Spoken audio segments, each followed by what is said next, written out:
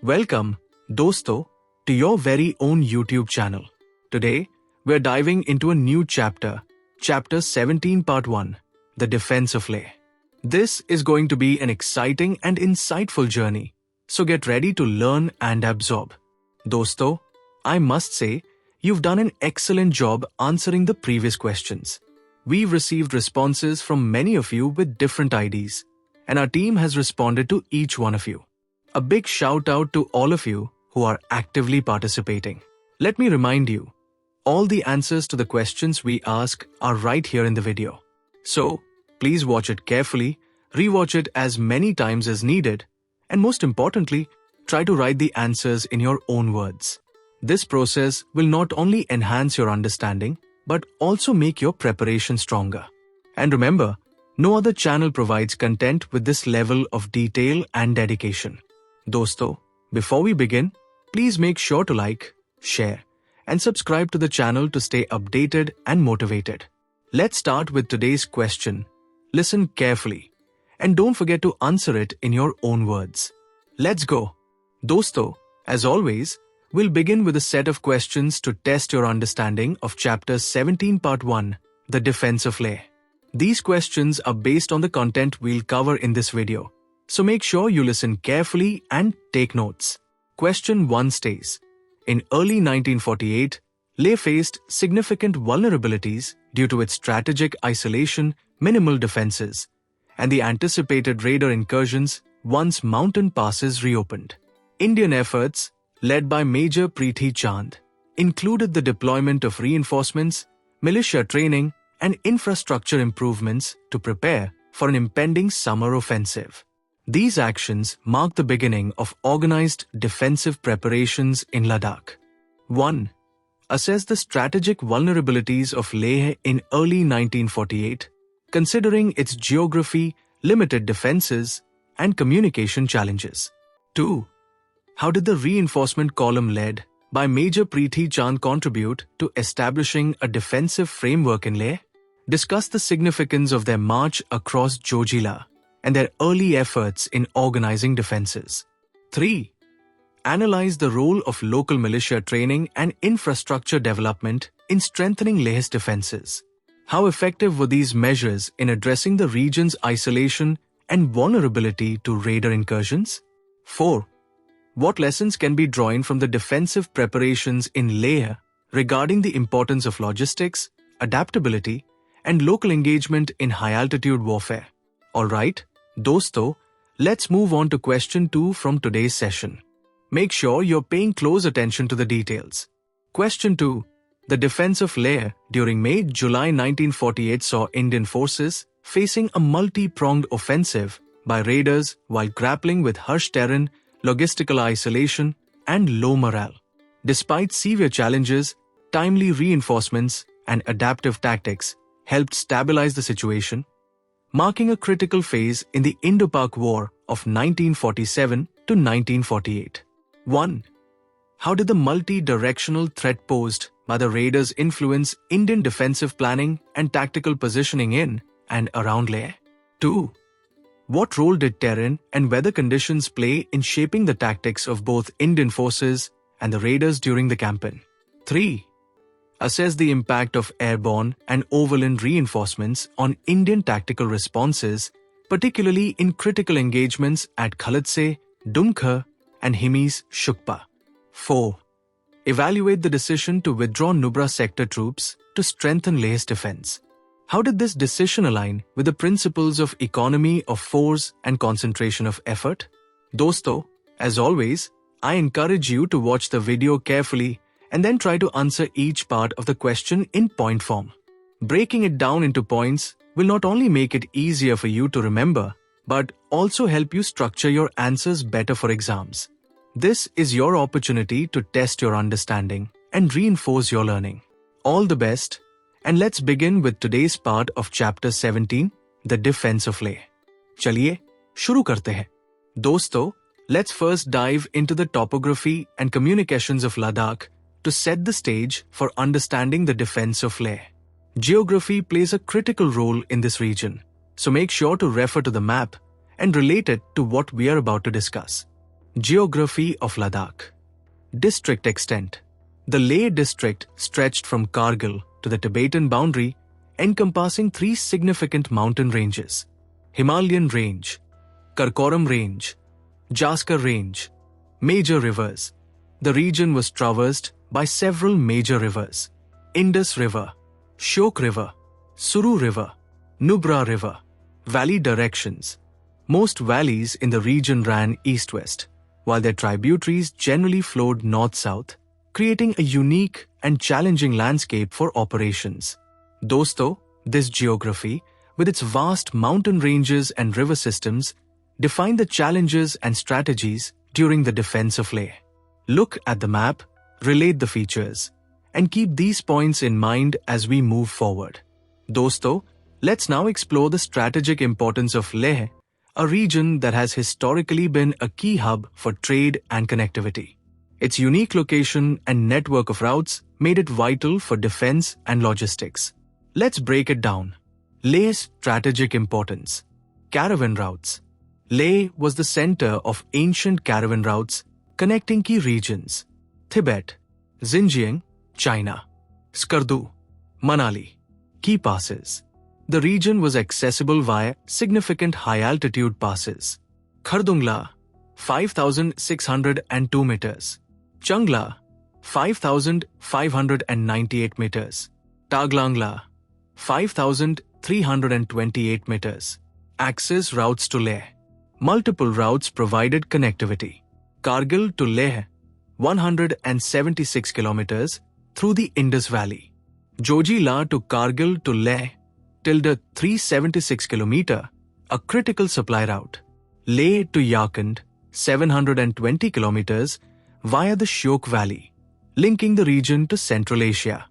Dosto, Leh's location and access routes made it a strategic stronghold for trade and military operations, but also target for enemy advances. Keep these points in mind as we delve deeper into the defense of Leh. Chaliye, आगे बढ़ते हैं. Dosto, now let's talk about the terrain challenges faced during the defense of Leh. The rugged landscape and lack of modern infrastructure created immense logistical hurdles for operations in the region. Let's understand these challenges in detail. Terrain challenges. Treacherous routes. Every access route to Leh was extremely difficult, even during the summer months. Transport options were limited to yaks, ponies, or porters, making it challenging to move troops, supplies, or equipment. Telecommunication constraints. Communication was severely limited, relying on just one telegraph line that connected Leh to Srinagar. This single line often left the region isolated, especially during emergencies. Dosto, these terrain challenges highlight the sheer difficulty of defending Leh. Despite these odds, Indian forces devised brilliant strategies to adapt and overcome. Dosto, let's take a closer look at Leh town, a region that stood at the center of the defense efforts during this critical period. Its unique geography and culture added an interesting dimension to the challenges faced by Indian forces. Let's dive in. Leh town. Geographical details. Leh is located at an altitude of 3,358 meters, making it a high-altitude town surrounded by rugged terrain. Population. The town had a predominantly Buddhist population known for their peaceful and isolated lifestyle. Culture and traditions. Leh was a region of fertile orchards and minimal warlike traditions, meaning its people were not historically involved in military activities or conflicts. Dosto, Leh's peaceful nature and cultural uniqueness were a contrast to the strategic importance it held during the war. This made the defense of Leh both a logistical and a cultural challenge. Let's move forward to see how Indian forces adapted to protect this region. Chaliye, आगे बढ़ते हैं. Dosto, let's now discuss how the war reached Ladakh and the growing challenges faced by Leh. This phase of the conflict highlights the vulnerability of Leh and the critical steps proposed to secure the region. Let's break it down. 1. Vulnerability of Leh. Leh relied on Skardu and Kargil as temporary shields, but both positions were vulnerable to bypass or capture by raiders. The defenses in Leh were minimal, with just 33 state forces troops stationed to defend the vast region. The monasteries in Leh housed significant wealth, making them attractive targets for raiders.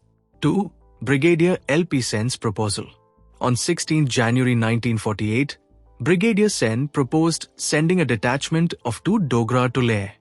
He recommended deploying officers and troops from Lahul, as they were familiar with the terrain and local conditions. Their task was to raise and train a local militia to enhance Leh's defenses. 3. Panic in Leh.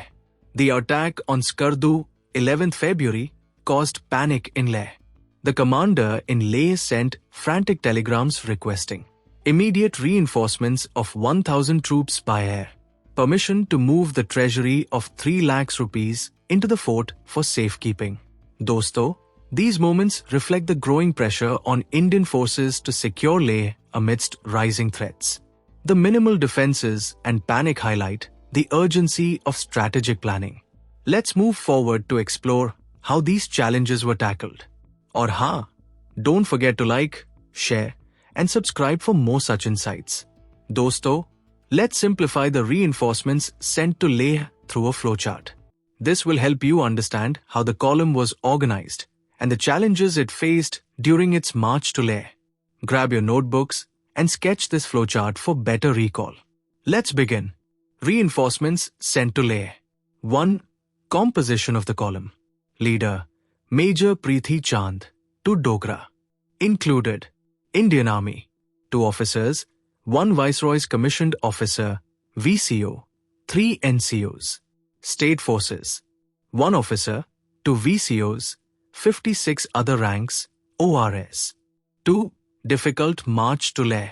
The column crossed Jojila in peak winter, battling waist-deep snow, icy winds and blizzards. 3. Arrival in Leh. Arrival date: 8th March 1948. State forces arrived a few days later.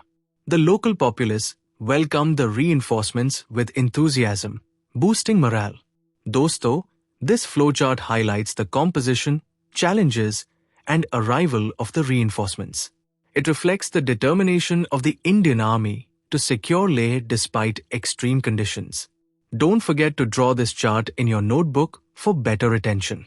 Let's move forward to the next part. Dosto, let's now dive into the defensive preparations in Leh, where Indian forces took proactive steps to strengthen the town's defenses. These efforts ensured that Leh was ready to face any potential threats. Let's break it down. Militia training. Major Preethi Chand took the lead in raising and training a local militia to supplement the defense. By May 1948, 129 volunteers were trained, a remarkable achievement considering the lack of warlike traditions among the Ladakhi peasants. 2. Patrolling efforts. Patrols were dispatched across the Ladakh range, the Shyok and Indus valleys. No raider activity was detected in April, and Kargil remained in Indian hands, securing the Mulbek-Lamuru route temporarily. 3. Infrastructure development. Leh's landing ground was lengthened and improved, enabling it to accommodate critical supply drops. On 26 April, Captain Badri Sena arrived with much-needed reinforcements, including 6 brain guns, 18 Sten guns, 400 rifles, 6 mortars, 2-inch ammunition. Dosto, these defensive preparations highlight the resourcefulness of the Indian forces, who managed to strengthen Leh despite challenges. This combination of militia training, patrolling, and infrastructure development ensured that Leh was prepared for any eventuality. Let's move forward. Dosto, before we wrap up this part, let's summarize the key takeaways from today's session. These points capture the essence of the early defensive efforts in Leh and the groundwork laid for future operations. Let's get into it. Key takeaways. Strategic vulnerability. Leh was poorly defended and isolated, making it an easy and attractive target for raiders. Early reinforcements. The arrival of Major Preethi Chand's column marked the first organized defense of Leh, boosting morale and securing critical positions. Preparations for the summer offensive. efforts included raising and training a local militia, conducting patrols to monitor potential raider activity, improving infrastructure such as Leh's landing ground to handle supply drops effectively. These takeaways highlight the importance of early actions and preparation in ensuring Leh's survival during this critical phase. Stay tuned as we continue to explore the defense of Leh in the next part. Don't forget to like, share, and subscribe to support this channel. Let's analyze this part through the lens of operational art and connect it to key military doctrines from history. These perspectives not only deepen our understanding, but also showcase the strategic brilliance behind the defense of Leh. Let's break it down. 1. Napoleon and the dawn of operational warfare.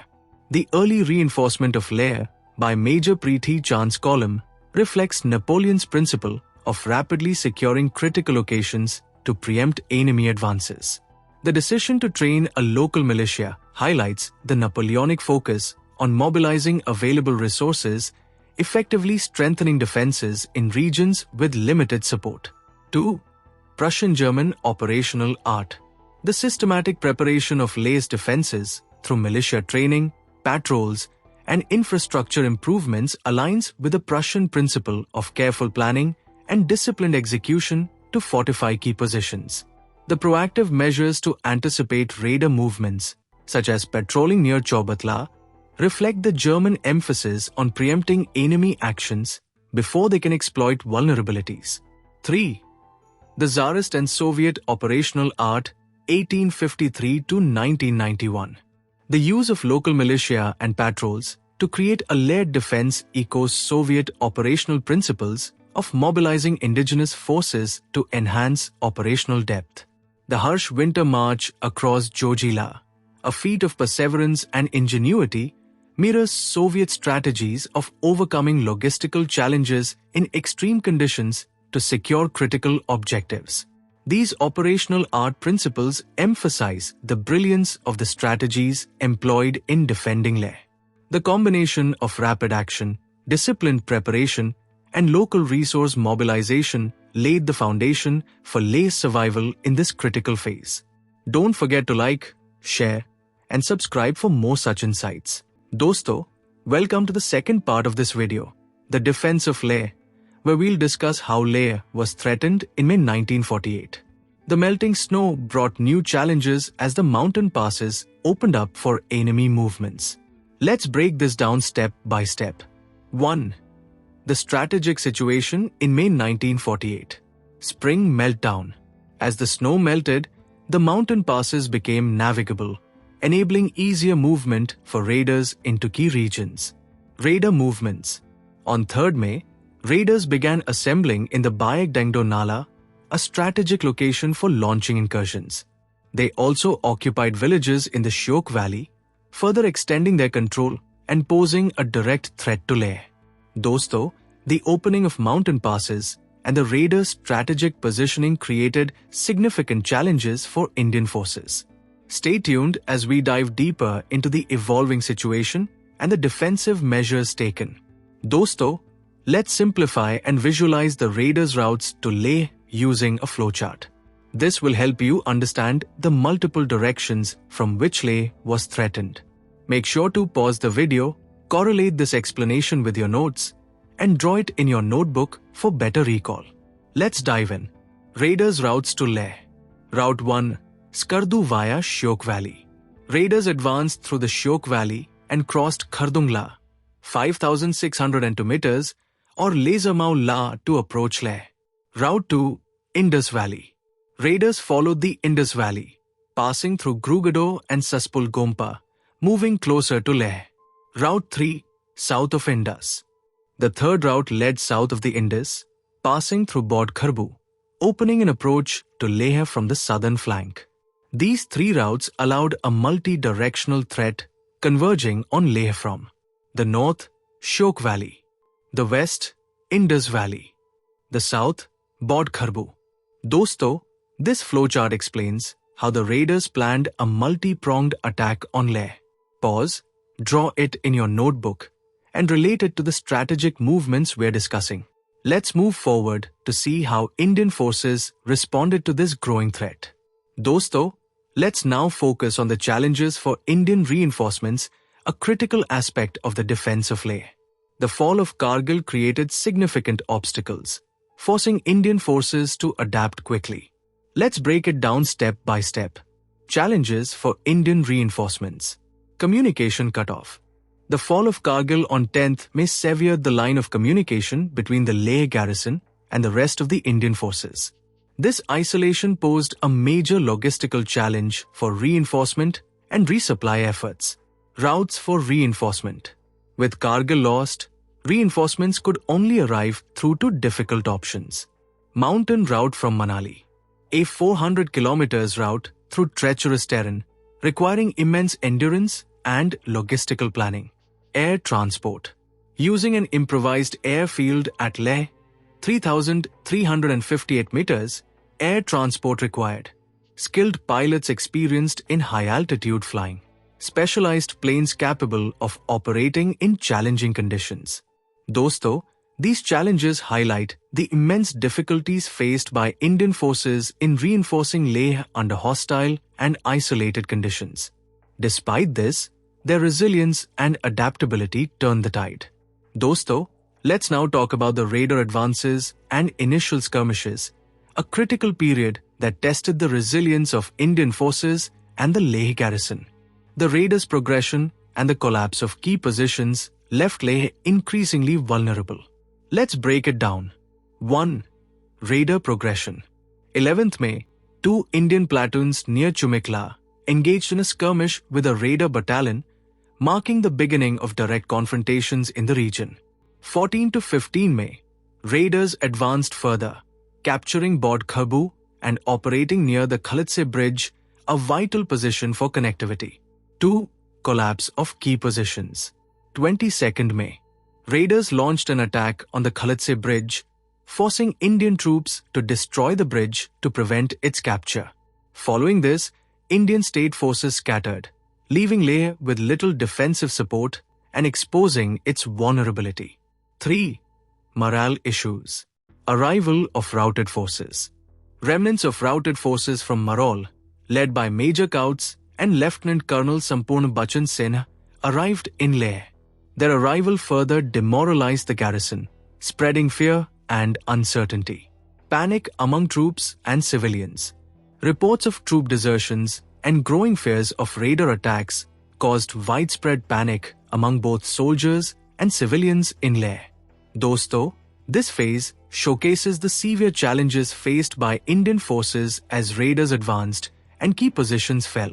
The pressure on the garrison in Leh grew immensely, highlighting the need for urgent action. Let's move forward to explore how Indian forces responded to this dire situation. Dosto, as we move further into May 1948, we arrive at a critical situation for the Leh garrison. Outnumbered, under-equipped, and battling low morale, the defenders of Leh faced immense pressure. Let's break down the situation step by step. 1. Leh garrison weakness. The troops in Leh were severely outnumbered and under-equipped, with inadequate arms and ammunition to sustain prolonged defense. 27th May. Major Preeti Chand reported to Headquarters Shri Division, expressing grave concerns that troop morale was collapsing and urgent reinforcements were required to hold Leh. 2. Desperate pleas for help. 28th May. Headquarters permitted the withdrawal of troops from the Nubra sector to bolster Leh's defenses, reflecting the dire need for manpower. Promises were made to send reinforcements via air. A company of 2x4 Gorkha Rifles was to be flown into Leh to strengthen the garrison. Overland. A column of 2x8 Gorkha Rifles departed from Manali, carrying much-needed supplies for the militia and additional reinforcements. This period marked a turning point as Indian forces scrambled to provide reinforcements to Leh. Despite the challenges, the determination to hold the region remained steadfast. Stay tuned as we explore how these reinforcements impacted the defense of Leh. Dosto, now let's understand the airborne reinforcements to Leh with the help of a chart. This was a challenging and critical operation that brought much-needed support to the Belegarh garrison. Make sure to pause the video, draw the chart in your notebook, and follow along. 1. Challenges of the flight. 31st May 1948. 6 Dakota aircraft of No. 12 Squadron, led by Air Commodore Meher Singh, attempted the perilous flight to Leh. The planes were forced to turn back due to bad weather conditions over the mountains. 2. Successful landing. 1st June 1948. The Dakotas made a second attempt and successfully landed at Leh under difficult conditions. 3. Troops deployed to the front. The planes brought 77 Gorkha soldiers of the 2x4 Gorkha Rifles to Leh. These reinforcements were immediately rushed to Saspul Gompa to stabilize the front and strengthen defenses. Dosto, this operation showcases the bravery of the Indian Air Force and the determination of ground forces to secure Leh. This chart summarized the events and their impact. Pause here, take notes, and let's move forward to see what happened next. Dosto, let's now talk about the temporary relief Leh experienced during this phase. Despite the immense pressure, a twist of fate gave the defenders a much-needed breather. Let's break it down. Temporary relief for Leh. Missed opportunity by raiders. Despite having numerical superiority, the raiders failed to capitalize on their advantage. Possible reasons include poor leadership among the raiders, redeployment to other fronts, such as Jojila, which diluted their focus. Leh saved, for now. The failure of the raiders to press their advantage provided much-needed relief to the Belegarh garrison. This temporary respite allowed Indian forces to regroup and strengthen their defenses. Dosto, this phase shows how missed opportunities on one side can lead to critical gains for the other. Stay tuned as we explore how Indian forces used this breathing room to turn the tide in Leh's favor. Dosto, let's break down the raider counterattacks and the arrival of reinforcements using a timeline chart. This format will help you visualize the sequence of events and understand the challenges faced by Indian forces. So grab your notebooks and let's dive in. Raider counterattacks and Gorkha reinforcements. 1. Raider counterattack at Dumkhar, 26th June. Event. 600 raiders attacked Dumkhar, heavily supported by mortars and machine guns. Outcome. The Gorkhas bravely repelled the attack, but eventually withdrew to Nurla, leaving Dumkhar vulnerable to further raider advances. 2. March of the 2/8 Gorkha Rifles column. 28th May. The column set out from Manali, crossing icy mountain passes and enduring extreme hardships along the way. 5th July. The reinforcements arrived in Leh, providing a much-needed boost to the garrison's strength. Dosto, this timeline highlights the relentless efforts of Indian forces and the immense challenges they overcame to secure Leh. Pause the video, sketch this timeline in your notebook, and connect it to the larger narrative. Chaliye, ab aage बढ़ते हैं. Dosto, now let's break down the disaster at Himish Shukpa, 10th July, using a flowchart. This unfortunate event underscores the challenges Indian forces faced while holding their ground against the raiders. Make sure to pause the video and sketch this flowchart for better understanding. Let's begin. Disaster at Himish Shukpa, 10th July. 1. Raider advantage. Position. Raiders occupied high ground, overlooking the Gorkha positions. Weapons used. 3-inch mortars. Machine guns. 2. Attack and chaos. Raiders launched a well-coordinated attack, causing confusion among the defenders, desertion by local porters, which left the Gorkhas surrounded and vulnerable. 3. Forced retreat. The Gorkhas were forced to retreat under heavy fire, leading to 7 soldiers killed, 5 soldiers wounded, 2 mortars abandoned. 4. Loss of cohesion. During the retreat, the Gorkhas lost unit cohesion. They straggled back to Leh in small groups over the following days, leaving the region exposed. Dosto, this flowchart highlights how the disaster at Himish Shukpa was a combination of tactical disadvantage and logistical issues. Such setbacks tested the resilience of Indian forces during this critical phase. Let's move ahead. As we move forward, the situation for Leh becomes even more critical. Let's now understand how Leh was left exposed again with increasing threats and dwindling resources. Let's dive into the details. Leh left exposed again. 13th July Threat Report. Major Preeti Chand reported that around 1,000 raiders, armed with mortars and automatic weapons, were advancing and positioned just 30 kilometers from Leh. Critical supply shortage. The garrison faced critically low supplies, leaving them in a vulnerable state. Desperate call for reinforcements. Reinforcements were urgently requested to bolster defenses and prevent Leh from falling to the enemy. Dosto, this phase highlights how close Leh came to being overrun. The pressure on Indian forces was mounting, and every decision mattered. Stay tuned as we explore how Indian troops responded to this dire situation. Dosto, now let's look at the fighting around Leh, July-August 1948, through a flowchart. This phase highlights the key engagements and the desperate conditions faced by Indian defenders. Pause the video, draw this flowchart in your notebook, and follow along. Fighting around Leh, July-August 1948. 1. Key engagements. 15th July. Indian defenders killed 20 raiders near Basgo during a critical skirmish. 18th July. Raiders advanced to Tharu, just 13 kilometers from Leh, escalating the threat. Close call. A small raider detachment came within 6 kilometers of Leh, but mortar fire dispersed them effectively. Desperate conditions in Leh. Critical shortage. By 22nd July, the defenders had only 1 day's ammunition supply left. Physical exhaustion. The troops were suffering from lice and swollen feet, weak from malnutrition, worsening their ability to fight effectively. Dosto, this flowchart captures the dire situation around Leh during this phase. The defenders faced unrelenting pressure, but their resilience kept them going. Pause here, take notes, and let's move ahead. Dosto, after weeks of relentless challenges, we now reach the turning point in the defense of Leh.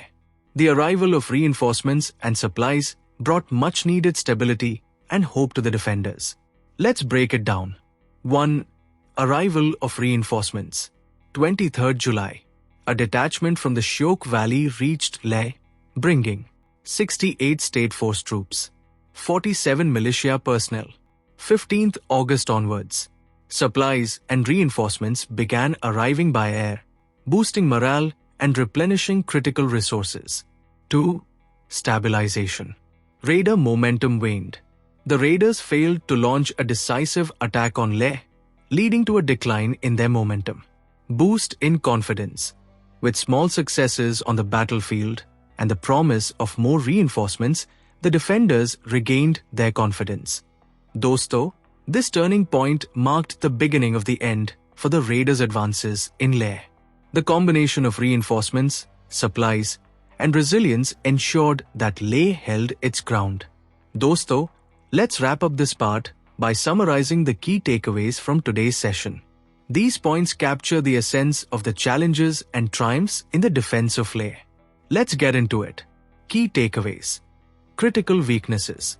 Leh's isolation, combined with weak defenses and severely limited supplies, made it a highly vulnerable target for raiders. Impact of reinforcements. Timely reinforcements arriving by air and overland played a pivotal role in stabilizing the situation and boosting the defenders' morale. Raider failures. The raiders failed to capitalize on their numerical and tactical advantage, which allowed the defenders to regroup and strengthen their position. Endurance of defenders.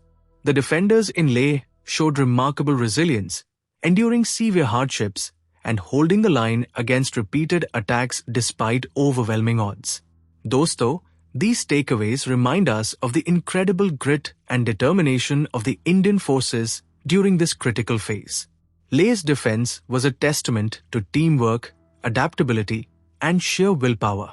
Dosto, let's now analyze this phase through the lens of operational art and connect it with historical military principles. This perspective highlights the strategic brilliance behind the defense of Leh and the lessons learned from this critical operation. Let's break it down. 1. Napoleon and the dawn of operational warfare.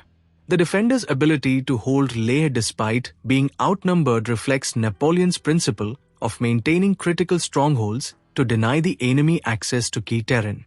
The timely arrival of reinforcements by air and overland mirrors Napoleon's emphasis on rapid deployment during emergencies to stabilize critical fronts and turn the tide of battle. 2. The rise and fall of Israeli operational art, 1948 to 2008. The defenders' success in maintaining morale and repelling enemy attacks despite limited resources aligns with Israeli operational art's focus on small unit effectiveness and high morale in isolated and constrained conditions. The raiders' failure to exploit their numerical advantage reinforces the importance of decisive and coordinated action, a key factor in operational success. 3. The Chinese way of war. The raiders' reliance on dominating terrain and multi-pronged attacks reflects the Chinese principle of leveraging geography for operational advantage.